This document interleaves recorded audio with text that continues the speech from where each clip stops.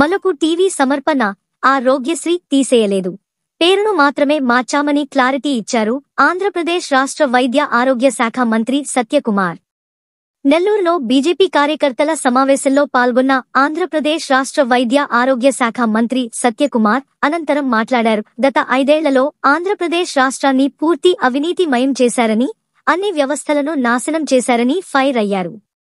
ఎన్టీఆర్ ఆరోగ్య విశ్వవిద్యాలయంలో ఉన్న 400 కోట్లను మళ్లించారని, అన్ని శాఖలను నిర్వీర్యం చేశారని ఫైర్ అయ్యారు మంత్రి Satyakumar. Minister Satyakumar inaugurated dialysis units.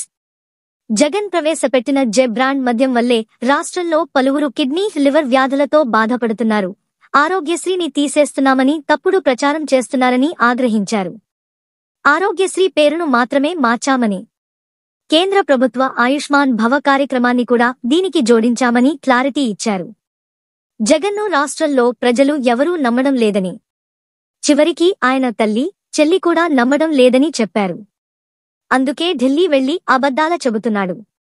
రాష్ట్ర అభివృద్ధికి కేంద్రం అవసరమైన నిధులను ఇస్తోందని తెలిపారు మంత్రి సత్యకుమార్. వివరాలు మీ ఈ మలుపు టీవీలో వీక్షించారు.